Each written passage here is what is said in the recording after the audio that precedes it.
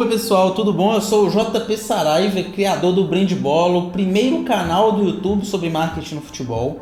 E no vídeo de hoje eu vou conversar com um cara que é fera na comunicação esportiva, é o Rica Perrone. Rica, muito obrigado por conversar com o Brand Bola, separar um tempinho aí. E já de início, para começar, eu queria que você falasse qual o seu time e por que você resolveu trabalhar com comunicação no futebol. Fala rapaziada do Brand Bola. Bom, eu me tornei um comunicador de futebol exatamente por paixão ao meu time, né? Eu acho que todo jornalista que renega o clube do coração, ele tá sendo um pouco traíra.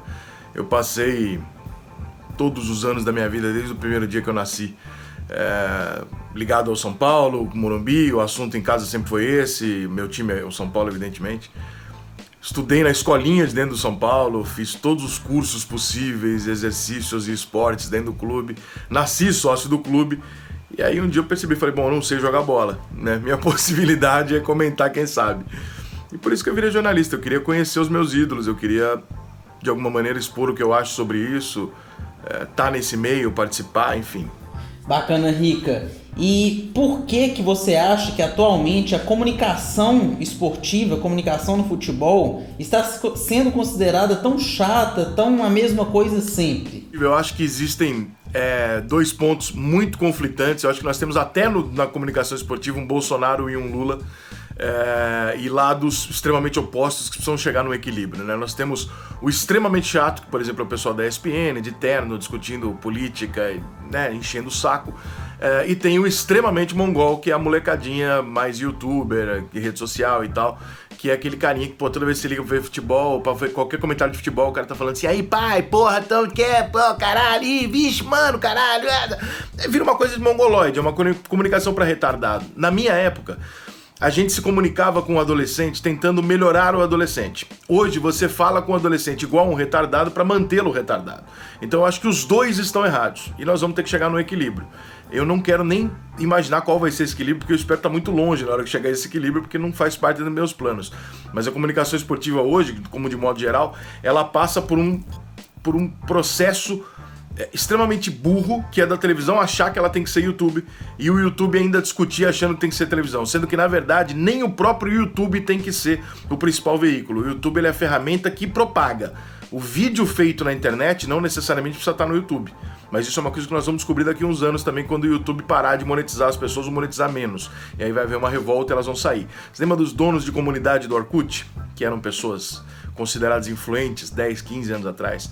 Hoje elas não são nada. Então as pessoas que acham que ter um canal no YouTube faz delas uma celebridade, vão descobrir que o que faz delas uma celebridade é ter vários canais em vários lugares.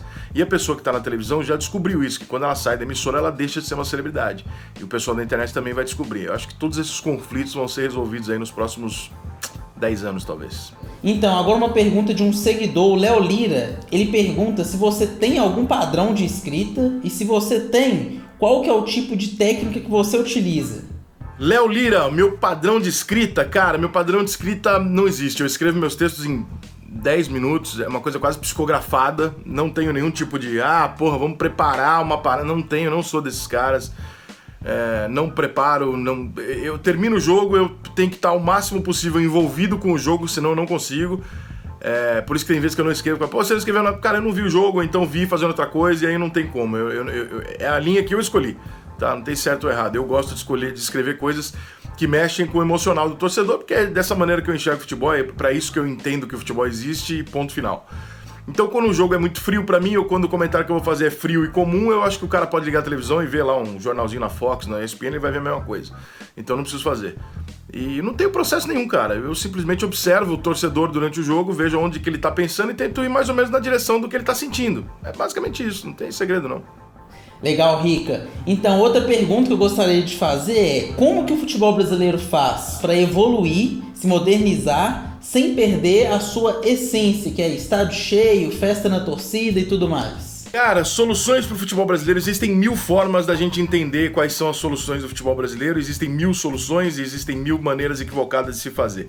Eu acho que a primeira delas e mais importante, que é a base de todas as que vão vir a seguir, é o brasileiro se aceitar como brasileiro, aceitar a cultura, respeitar as culturas e as tradições que nós temos no Brasil, e é uma coisa que o brasileiro tem dificuldade de fazer em todas as áreas, não é no futebol.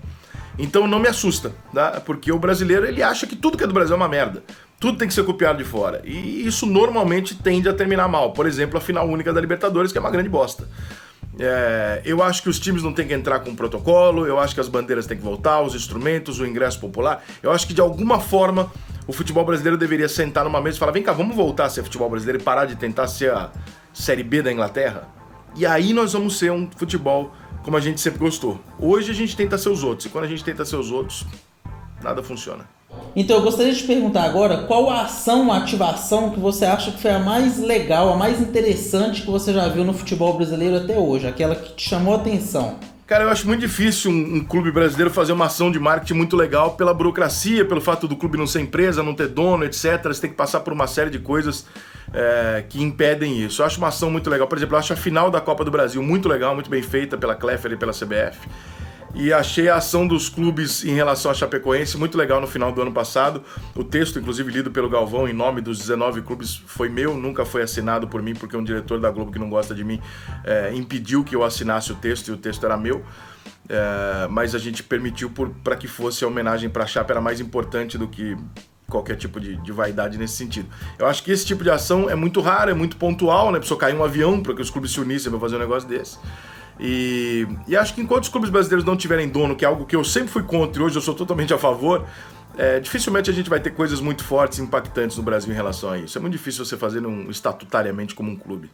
Eu vou te fazer uma pergunta agora que, na verdade, eu já sei a resposta, porque eu acompanho o seu trabalho, mas eu gostaria que você falasse pra galera. Você é a favor dos pontos corridos ou do mata-mata e por quê, Rica? Cara, eu sou um representante do mata-mata, porque eu acredito que a interpretação sobre como deve ser, ela parte do que você entende por futebol.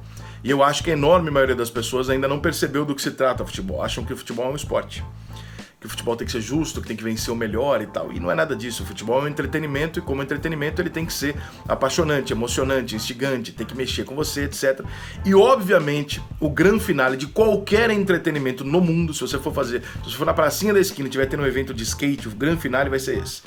Ele vai ser o ponto alto de emoção. E o ponto alto de emoção jamais pode ser um jogo onde o adversário entrega pra você porque tá de férias. Então os pontos corridos eles são extremamente injustos. Quando as pessoas dizem que é justo, eu acho um absurdo, porque os últimos 5 jogos você pode jogar contra 5 times de férias do seu adversário contra 5 times motivados, isso torna absolutamente injusto, né? Deixa de ser todos contra todos, além de ter um final chato pra cacete. Interessante, Rica. E agora eu queria te perguntar qual a melhor e a pior entrevista que você já realizou em toda a sua carreira? A melhor entrevista que eu realizei... Cara, a melhor entrevista que eu realizei é diferente da melhor entrevista que ficou, né? Porque às vezes eu posso fazer uma entrevista que é muito difícil pra mim e as pessoas não terem essa noção. As entrevistas de política são muito difíceis, porque o político ele é muito preparado pra responder e pra te fuder. E te deixar sem tréplica. Ele é muito preparado pra isso. Então... eu acho que são as mais difíceis, até porque eu procuro não me meter, não me aprofundar demais na questão política. Por quê? Você fala, mas você vai fazer uma entrevista com um político e não quer se aprofundar demais? Porque toda vez que você se aprofunda em qualquer assunto, você limita pra cacete o público. Isso inclui futebol, tá? Quando você vai falar de tactics, você reduz demais o número de pessoas interessadas ou capazes de entender aquilo. Como o meu público, assim como eu, é um público leigo em política, eu preciso fazer uma entrevista mais ou menos superficial. Porque se eu aprofundar demais, eu excluo todo o meu público. Então as mais difíceis são sobre política. Sempre. Rica, muito obrigado por separar um tempo, conversar aqui com o Brand Bola sobre comunicação esportiva. Sou fã do seu trabalho, seu canal é demais, seus textos também. Valeu demais. E para finalizar, eu gostaria que você deixasse uma dica para quem gostaria de trabalhar com comunicação e futebol ou até mesmo já trabalha. Valeu demais, um abraço. Obrigado vocês pelo convite. Gente, o recado que eu deixo para quem vai fazer comunicação, futebol, seja no marketing, trate o futebol como um sentimento, como uma paixão. Não cometam a bobagem que, por exemplo, os americanos estão cometendo ao tentar fazer do futebol um pretexto para comer cachorro-quente. Ou que os clubes brasileiros hoje aceitam, as emissoras brasileiras aceitam, de transformar o futebol num jogo do Chelsea domingo de manhã na televisão. O futebol não é isso. O futebol é você e seu filho no estádio. O futebol é a lembrança que você tem do seu pai. O futebol é o momento onde você e os seus amigos discutem e na Copa do Mundo onde vocês se unem. É aquele momento em que sua vida tá uma merda e tudo se corrige por causa do futebol. E esse futebol jamais vai ser vendido pela televisão. Esse futebol é presencial. Então, o futebol que tem que ser preservado é o futebol que hoje nós estamos matando. Corrijam isso. Esse é o meu pedido, mais do que um recado.